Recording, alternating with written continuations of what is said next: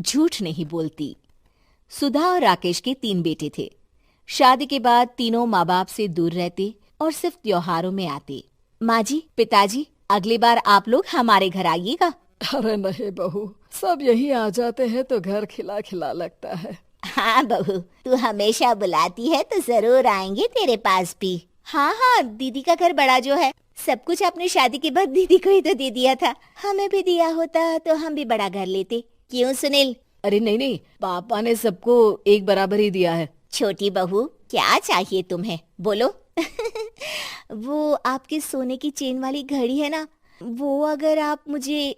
तभी वहाँ मजली बहू भी आ जाती है। और मुझे ना आपका मंगलसूत्र कितना लंबा, सुंदर और भारी भी है। अरे हाँ हाँ, तुम दोनों को ही दूंगी बहू, चिंता ना करो। चलो अब खाना लगाओ, खाना खाया जाए। सभी मिलकर खाना खाते हैं कि पड़ोसन आ जाती है। अरे सुधा बहन, थोड़ी चीनी तो देना, घर में शक्कर नहीं है और मेहमान सर पर बैठे हैं। अरे छोटी बहू, चाची को शक्कर तो दे दो।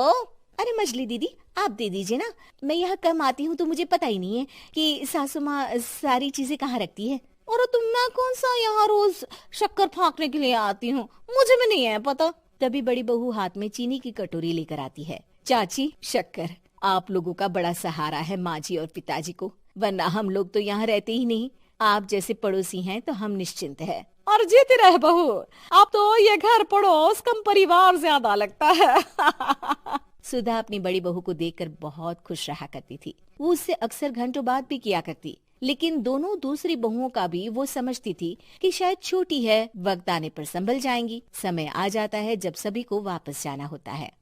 माँ जी, हम लोगों की फ्लाइट पहले है, हमें इजाजत दे। वो सास के गले लगकर चली जाती है। थोड़ी देर बाद छोटी बहू कहती है, माँ जी, मैं ना ये सोफे के कवर और चादरें ले जा रही हूँ, यहाँ तो ऐसी ही पड़ी रहेंगी। हाँ हाँ बहू, ले जा, और कुछ चाहिए तो बोल। और तो चाहिए बहुत कुछ, पर चलिए कोई बात नहीं, अगली बार ले जाऊंगी मैं।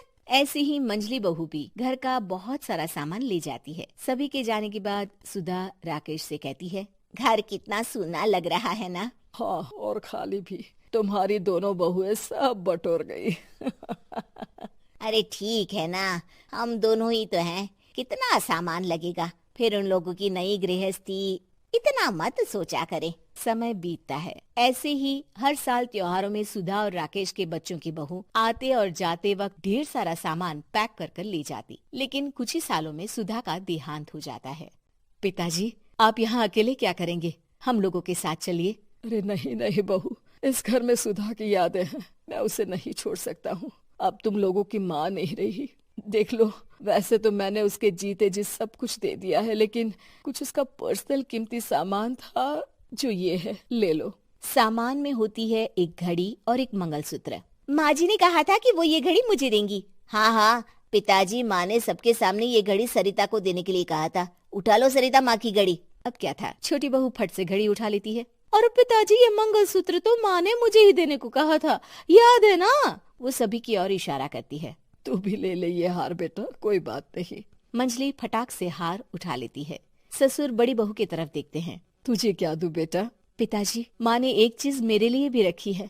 सभी के कान खड़े हो जाते हैं कि आखिर सास ने क्या रखा होगा बड़ी के लिए। अरे माँ जी तो दीदी से प्यार भी ज्यादा ही करती थी, हमेशा उनसे बात किया करती। जरूर कोई बड़ी और अपनी प्रिय चीज दी होगी दीदी को। और देख लेते हैं ना, वरना तो हम भी बराबर का बंटवारा करेंगे। हाँ हाँ, कर लेना बंटवारा। लेकिन बड़ी बहू, बताओ तो, सुधा ने क्या रखा है तुम्हारे लिए? अभी तो हम लोग यही हैं पापा जी, जब जाने लगेंगे तो बता दूंगी। बड़ी बहू के मुंह से ये बात सुनकर बाकी दो बहुएं सोचने लगती हैं कि आखिर क्या है जो दीदी को सासू माँ देकर गई हैं। दीदी, ऐसा तो नहीं ना कि पूरे घर का आधा हिस्सा माँ बड़ी भाभी को देकर गई हो? तभी वहाँ ससुर आ जाते हैं। नहीं नहीं, ऐसा कुछ नहीं है। मकान तो तुम तीनों का बराबर से है। देखो, बड़ी बहू से तुम्हारी सास ज्यादा जुड़ी थी, न जाने क्यों घंटों बात किया करती थी। पता नहीं क्या देकर गई है उसे। और ससुर जी, आपको क्या पता, चालाकी से पूरे घर के पेपर में साइन करवा लिए हो, या फिर कोई छुपा गहना। आखिर मकान पूरा तो आपने सासू माँ के नाम ही कर रखा था ना।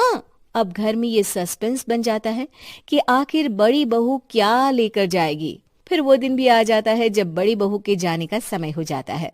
बेटा, परसों तुम चली जाओगी, बताया नहीं, माँ ने तुम्हें क्या दिया? घड़ी और हार जो बेशकीमती था और तुम्हारी सास को सबसे ज्यादा प्रिय था, उसका तो बंटवारा भी हो चुका है। अब तुम्हारी बारी। हाँ पिताजी, आज मैं ये बात बताने ही वाली थी। माँ ने मुझे उससे भी बेशकीमती चीज दी है और वो है आप। आपसे अधिक प्रिय उन्हें कुछ नहीं था। माँ चाहती थी कि आप मेरे साथ रहें। चलिए पिताजी। बेटा, मेरे पास तो कोई पेंशन भी नहीं है और ना ही कोई प्रॉपर्टी। लेकिन आपके पास संस्कार है पिताजी, जो मेरे बच्चे आपसे लेंगे। तो आपको ले जाने पर स्वार्थ ही है मेरा। चलिए ना पापा। सभी के सामने पिताजी बड़ी बहू और बेटी के साथ उनके घर चले जाते हैं।